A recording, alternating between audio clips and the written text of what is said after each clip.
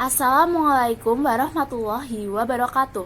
Perkenalkan, nama saya Kadis Manggun dari kelas 1B dengan NIM K71211145 dari Program Studi Pendidikan Guru Sekolah Dasar Kebumen, Fakultas Keguruan dan Ilmu Pendidikan Universitas Maret tahun 2021.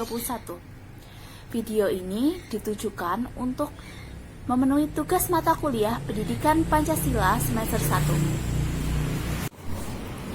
Pada video kali ini, kita akan membahas materi Pancasila dalam kajian sejarah bangsa Indonesia. Untuk lebih spesifiknya, yaitu pada masa era Orde Baru yang berlangsung antara tahun 1966 sampai dengan 1998. Dengan tema Pancasila yang semakin kuat atau malah melemah. Sebelum memulai ke materi, setelah melihat video ini, kita diharapkan yang pertama dapat memaparkan kaitan antara Super Semar dengan Orde Baru. Yang kedua, mengetahui visi kepemimpinan Soeharto. Yang ketiga, dapat mengidentifikasi kelebihan dan kekurangan pemerintahan Orde Baru. Simak pembahasannya. Nah, jika kita membahas tentang awal mula Bapak Soeharto diangkat menjadi Presiden Indonesia, tidak afdol rasanya jika kita tidak membahas tentang kepahlawanan beliau dalam menumpas kejahatan Partai Komunis Indonesia atau PKI. Nah, PKI ini membunuh banyak sekali jenderal dan tokoh-tokoh besar atau ulama di berbagai daerah di Indonesia. Presiden Soekarno akhirnya mengutus Presiden Soeharto yang saat itu menjabat sebagai jenderal besar di Indonesia untuk menumpas kejahatan Partai Komunis Indonesia atau PKI tersebut. Situasi kian memanas, pemberontakan terjadi di mana-mana di seluruh Indonesia. Presiden Soekarno akhirnya terdesak pada tanggal 11 Maret tahun 1966. Presiden Soekarno menyerahkan mandat kepemimpinan kepada Presiden Soeharto. Dengan dikeluarkannya surat perintah 11 Maret ini, Presiden Soekarno resmi menyerahkan mandat kepemimpinannya kepada Presiden Soeharto.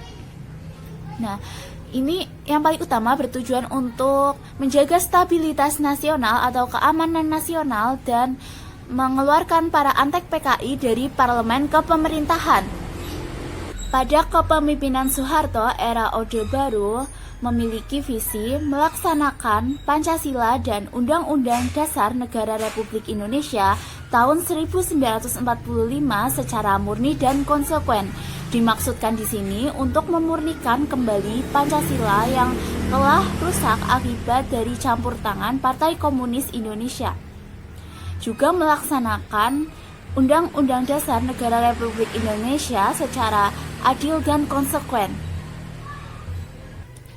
Dalam upaya untuk memurnikan dan menanamkan Pancasila di antara generasi muda, Presiden Soeharto mencanangkan program P4, yaitu Pedoman Penghayatan dan Pengamalan Pancasila atau P yang disingkat P4.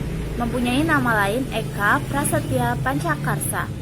Adalah sebuah program panduan tentang pengamalan Pancasila dalam kehidupan bernegara era Orde Baru.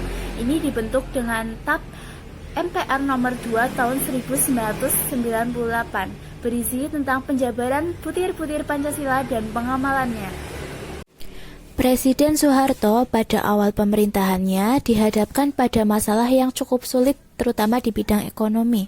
Berbagai permasalahan terjadi seperti inflasi yang mencapai 650% berakibat pada melonjaknya harga kebutuhan pokok.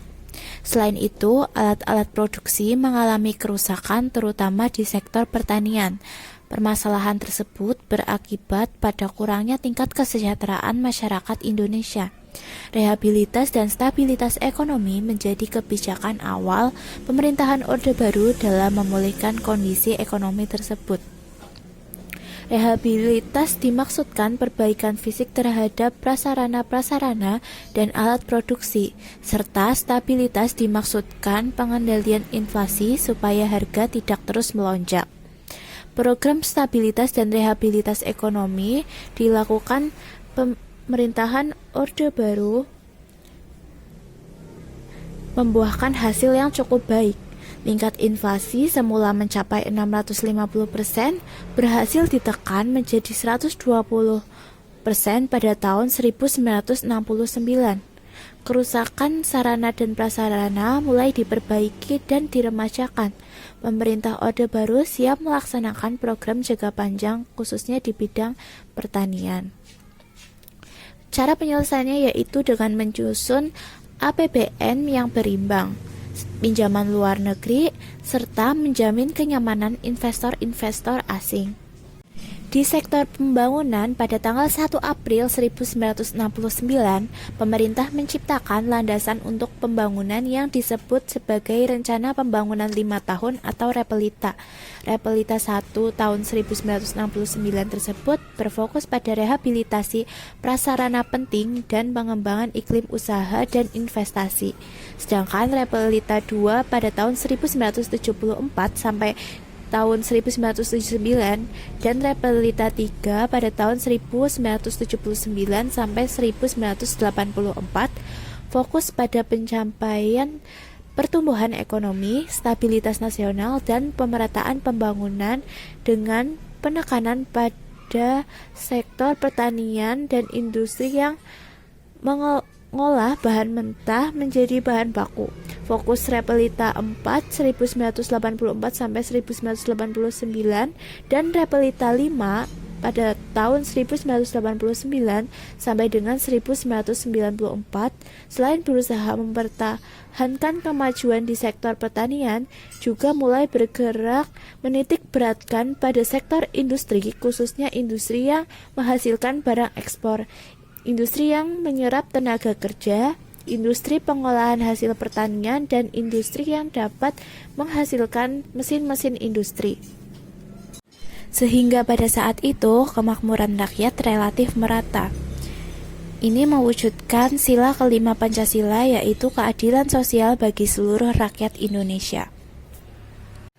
Ya, selanjutnya kita akan membahas tentang penyimpangan-penyimpangan yang terjadi pada masa Orde Baru. Yang pertama adalah kebebasan pers. Pers Indonesia di era Orde Baru sering disebut sebagai pers Pancasila. Ciri pers Pancasila adalah bebas dan bertanggung jawab. Namun sayangnya kebebasan tersebut hanya didapat pada saat awal-awal pemerintahan Orde Baru saja. Kebebasan pers mulai sirna ketika terjadi peristiwa Malari atau peristiwa 15 Januari 1974. Dalam peristiwa ini terjadi demonstrasi besar-besaran di Jakarta. Demonstrasi ini dipicu oleh kedatangan Perdana Menteri Jepang Tanaka. Apabila dilihat dari jauh, aksi tersebut berakar dari ketidakpuasan masyarakat terhadap kebijakan pemerintah di bidang sosial dan ekonomi. Akibat peristiwa tersebut, banyak aktivis yang ditangkap. Tidak hanya aktivis, peristiwa tersebut juga berdampak pada kehidupan pers. David THII dalam bukunya Pers di Masa Orde Baru tahun 2011 menjelaskan bahwa setelah peristiwa Malari ada 12 pers yang kehilangan surat izin terbit dan surat izin cetak atau yang bisa dibilang dibrandel oleh pemerintah.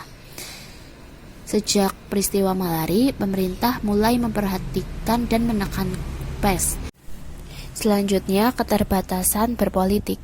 Hanya ada 3 partai besar yang menduduki pemerintahan, yaitu P3, Partai Golkar, dan PDI Perjuangan. Dari ketiga partai besar tersebut, tentu yang paling banyak duduk di pemerintahan adalah partai milik Soeharto, yaitu Partai Golkar. Banyak sekali kasus pelanggaran HAM yang terjadi pada saat kepemimpinan Orde Baru. Contohnya, kasus Tanjung Priok, kasus Talang Sari, daerah operasi militer Aceh, Dom Papua, peristiwa 27 Juli 1996, penculikan dan penghilangan paksa pada tahun 1998. Paling utama yaitu kejadian Trisakti pada tanggal 12 Mei 1998 dan kerusuhan pada tanggal 13 sampai 15 Mei 1998. Peristiwa ini merupakan rangkaian dari kekerasan yang terjadi dalam peristiwa Trisakti, yaitu penculikan dan penghilangan paksa para mahasiswa yang berdemo untuk menuntut Soeharto mundur dari jabatannya. Penyimpangan selanjutnya yaitu maraknya KKN atau korupsi, kolusi, dan nepotisme yang dilakukan oleh pejabat era Orde Baru selama kurang lebih 32 tahun masa kepemimpinan Soeharto. Hal ini yang menjadi latar belakang penyebab krisis moneter pada tahun 1998. Mata uang rupiah melemah, harga kebutuhan naik drastis, kemiskinan merajalela. Terjadi kerusuhan aksi mahasiswa di berbagai daerah menuntut Soeharto mundur dari jabatannya. Suasana memanas karena banyak sekali terjadi kasus pelanggaran HAM saat demonstrasi berlangsung. Ketidakpuasan dan ketidakpercayaan masyarakat terhadap pemerintah semakin menjadi. Soeharto akhirnya terdesak dan mundur dari jabatannya sebagai presiden setelah kurang lebih 32 tahun berkuasa. Hal ini menjadi titik akhir Orde Baru dan titik di mana dimulainya era reformasi. Kita sebagai generasi muda Indonesia berkewajiban untuk menjaga, melaksanakan, dan mengamalkan nilai-nilai Pancasila. Kalau bukan kita yang menjaga, siapa lagi? Sekian video pembelajaran dari saya, kurang lebihnya mohon maaf. Kritik dan saran boleh ditulis di kolom komentar. Sekian dan terima kasih. Wassalamualaikum warahmatullahi wabarakatuh.